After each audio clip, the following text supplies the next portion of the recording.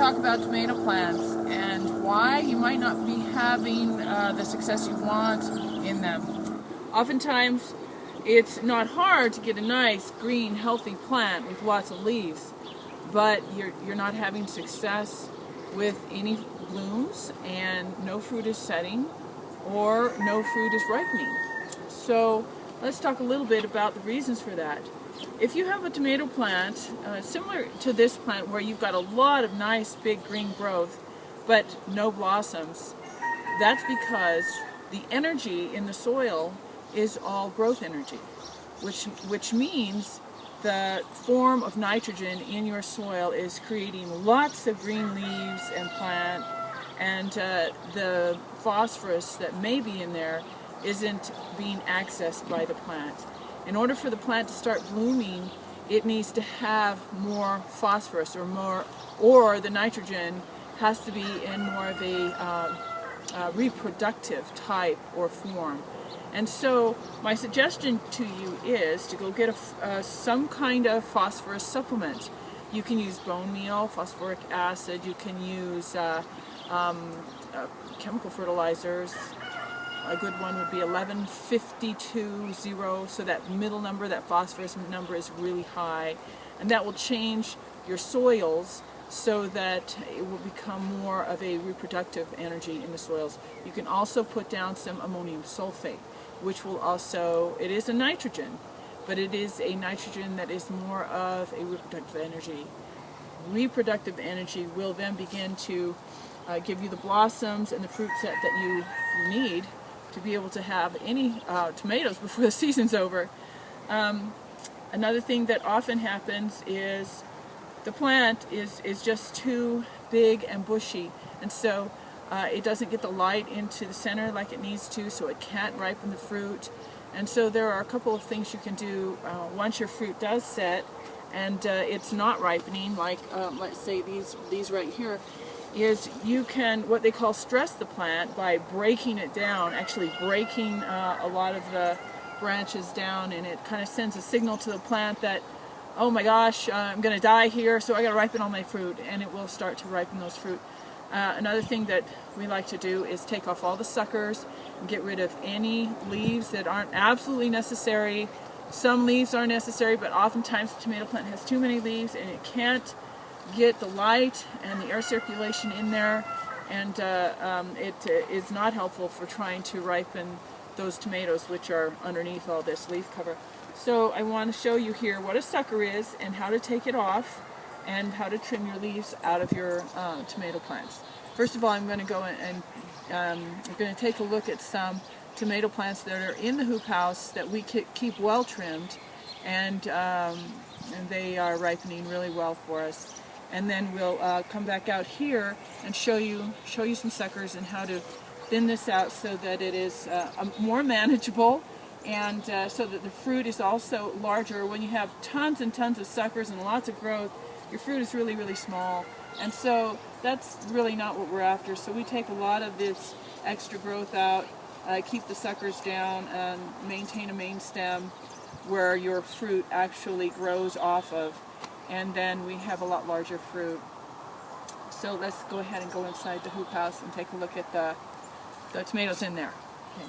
These are our hoop house tomatoes, and we keep these trained up so that we can actually put more in here at one time. It just conserves space to grow up instead of to grow out. So what I wanted to show you was how many of the leaves we actually do take off. The bottom area of our tomatoes is almost completely leafless, and we just have the tomatoes there. We do keep some leaves on up here at the top, but not too many, and we still come in and take the suckers off, and I want to show you a sucker. Here's your main stem right here. Here's a leaf, and then this thing that grows right out from the middle of the main stem and the leaf is the sucker. And we just go ahead and take that right off. It will grow a fruiting branch, but it makes it too big, bushy, and out of control. And then here's another one right here. As you come up the stem, you can see that here's a leaf, here's the main stem attached right there, and I'm just going to snip that right off. You can see right here is we have our branches where there are fruit, and we just leave those on. But I will go ahead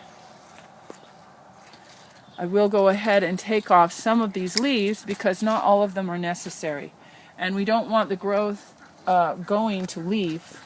We want it going to fruit. So I will come through and trim out a lot of these suckers. This one got away from us and it's way big, but I'll just go ahead and snip it out.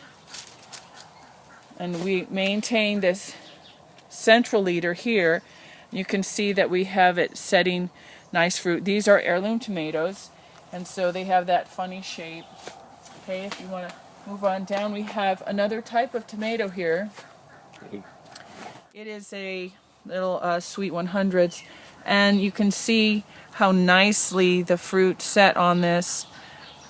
And when I take off a lot of these leaves that are unnecessary, more of the energy growth goes to the fruit. So again, here is our main stalk right here.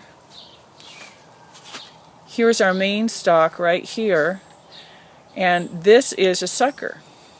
So I just come in, I snip that off, and then I'll go ahead and attach this up here.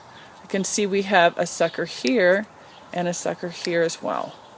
Okay, and then I can attach the main stem to our little clips that hold them in place. Right here. Okay. Yeah, I could use one. Okay, here we go. Put that right on there, and that keeps that growing. And so then when we get it up to the top here, our bottom, way down here, all the way down here, has already started ripening, and we harvest the bottom, and then we just drop the string down, so the stems right here down on the bottom kind of drag along the ground, and we continue to grow up by just dropping this wheel right here, keeping everything going. Here's an example of some newly pruned tomato plants, and you can see that they are strung up, and a lot of the leaves have been cut off. You can also see a really nice sucker growing in there, so we'll just take that off. As we look down, we have strung these up, clipped away a lot of the extra growth so we can get the light in there, and the fruit set can be a lot larger. This is where we ended, right here. You can see this side here is just massively overgrown, so we're going to show you here how we're going to trim that back and clean that up. So here we have this branch coming out here, and this is obviously a sucker too that got away from us, and I have a choice here of pulling it up and attaching it in and creating a main stalk out of it, or just cutting it right off. And so I'm going to kind of check to see how much room we have, and I think that we have plenty of other things that we can use for main stalk. So I'm just going to go back and cut it off right next to, well, let me get rid of some of these leaves so you can see what's going on here. I'm going to go back and cut it right next to where it's fruiting, right there, and just going to get rid of it. Just get it out of the way. Okay, this one right here is also a sucker. Does have some fruit on it, so I'll go ahead and do the same for that. And just kind of clean some of the leaves out of here.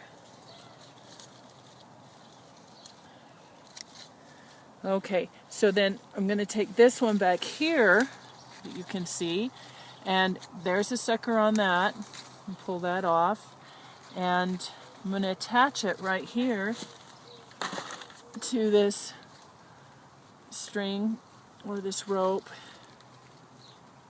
or you could be on a tomato cage or whatever, or stake, and stake that up right there so it can grow up. Then I'm going to reach back here and clip the sucker off of it. Even though it has fruit on it, it's just too much for the plant and for the gardener, and it's not necessary. So I'm going to take all these suckers off. Those are all suckers. I'm just going to take those off, and we're just going to keep this main stem going here. Okay, so you go out and take a look at your tomato plants. You can start making decisions about what you want to keep in there and what you want to get rid of, and I guarantee you, you're not going to make any mistakes that are that damaging to your plant. But you do want to free it from a lot of this extra growth and let some light in, some air, and get things going.